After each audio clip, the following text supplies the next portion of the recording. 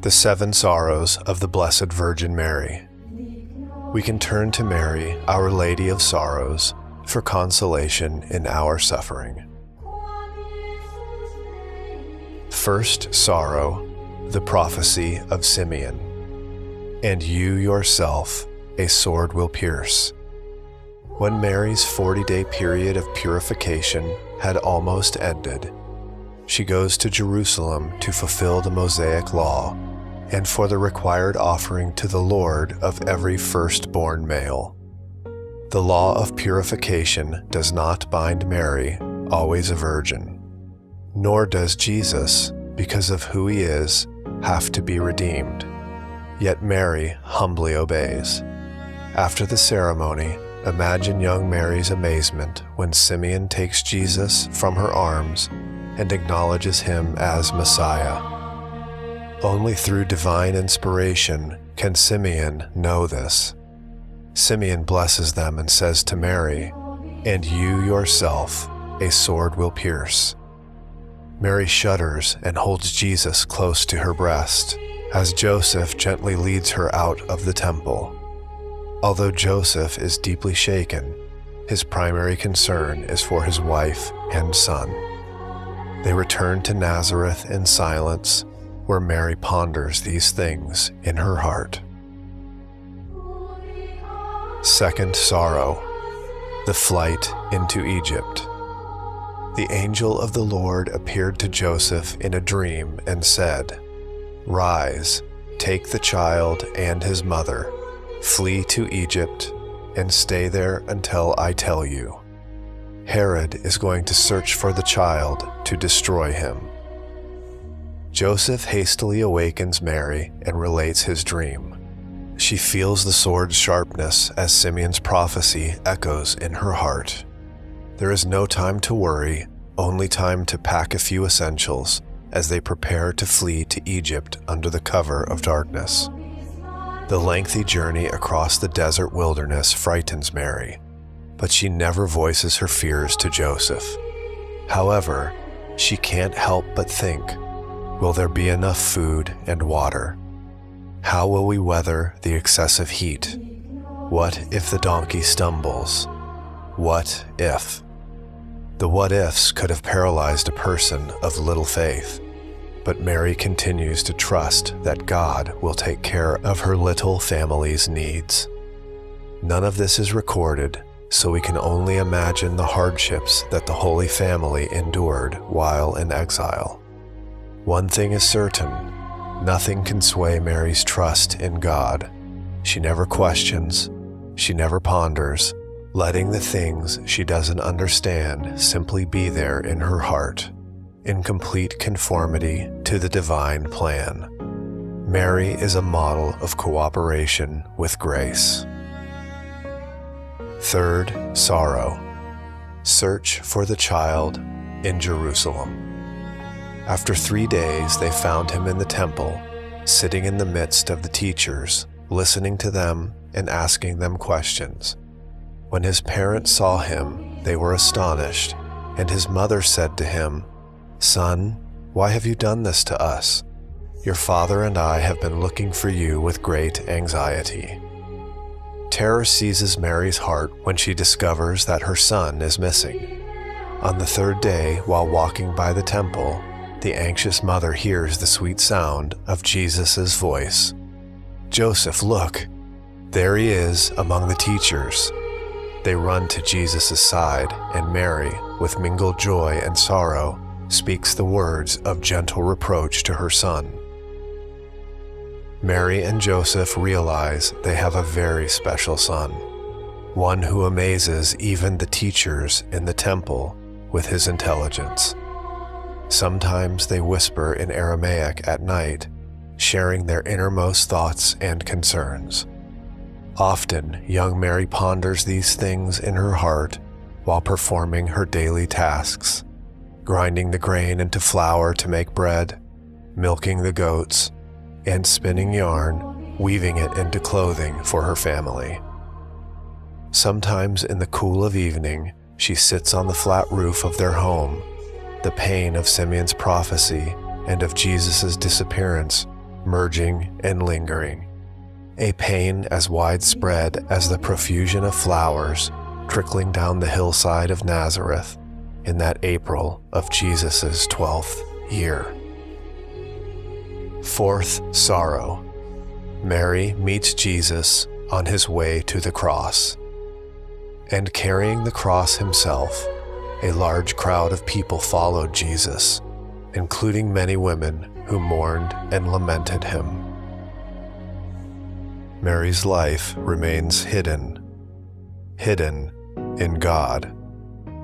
A widow now, she lives an inconspicuous life, pondering and accepting the mystery of her unique role and that of her son. When news of his miracles reaches her at Nazareth, she rejoices. But the disturbing news of the tension mounting in Jerusalem concerning an upstart named Jesus makes her apprehensive. She knows the sword is poised to pierce her heart more deeply. Yet she goes to Jerusalem for the Passover feast, hoping Jesus will be there. Mary helps prepare the Passover meal. Quickly she dishes out the bitter herbs and vinegar and carries them to the upper room. Here, Mary participates in the first Eucharist. She comprehends all too well the full meaning of his words. We can only guess at the sequence of events.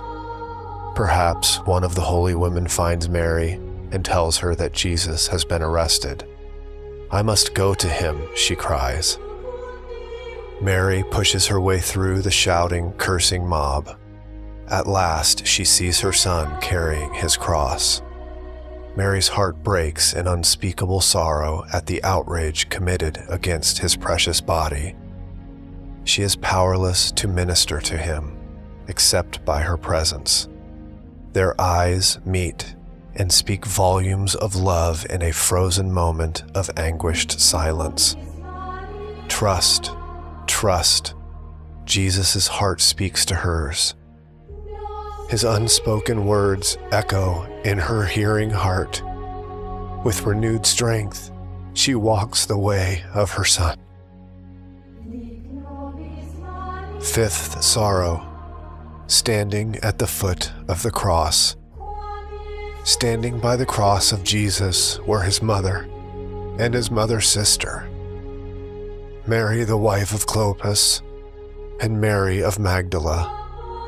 When Jesus saw his mother and the disciple there whom he loved, he said to his mother, "Woman, behold your son." Then he said to the disciple, "Behold your mother." And from that hour, the disciple took her into his home. Finally, they reached the hill of execution. The cruel soldiers stretched Jesus' battered body onto the cross, and with heavy hammer blows, drove the sharp spikes into his hands and feet. Mary's head pounds with each cruel blow. No one hears the silent scream that shatters her broken heart and echoes in the heart of God. What now takes place is all according to God's plan. Her son, the Son of God, has to suffer and die. John, the beloved disciple, puts his arms around Mary, steadying her. "My precious child," she weeps. Heralded at Bethlehem, now suffering an ignominious and painful death. And then, through swollen purple lips, Jesus speaks. Mary strains to hear his words. He looks tenderly upon his mother, and with great effort says, "He is your son."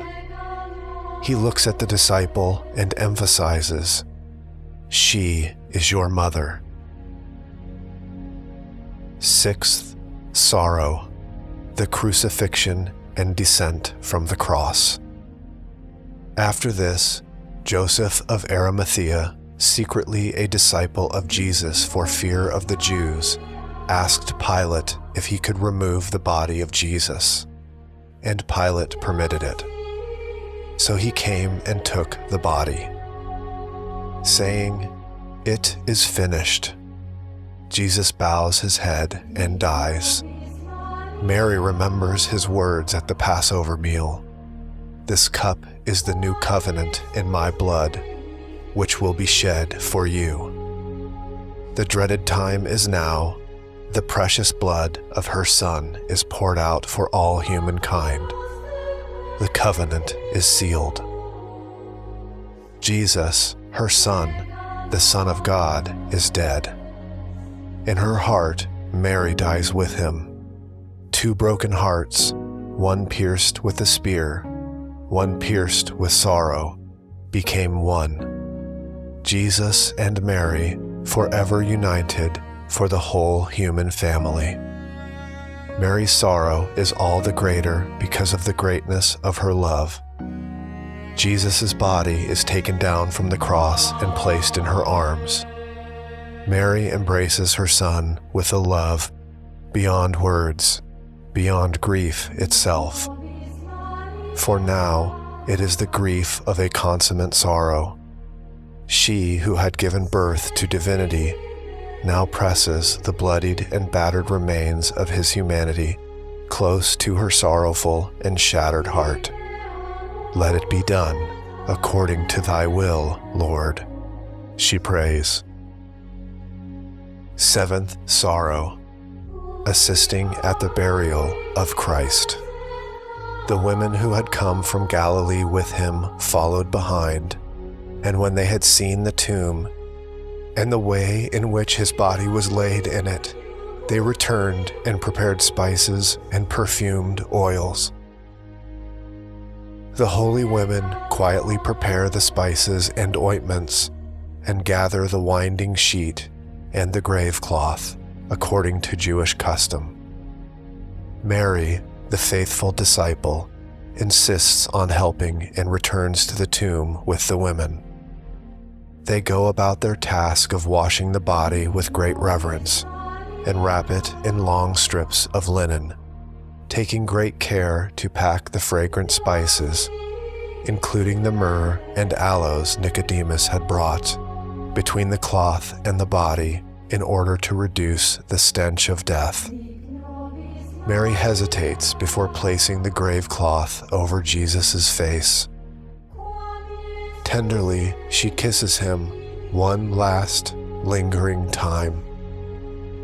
John steps forward to take her hand and lead her to his home. Behind them, they hear the heavy round stone rolled forward to seal the cave. Mary's pierced heart remains united to the stilled heart of the one they had pierced, the most sacred heart that was formed in her immaculate womb. With one languishing wail, she proclaims what others are just now beginning to believe, what she already knew. My Lord and my God.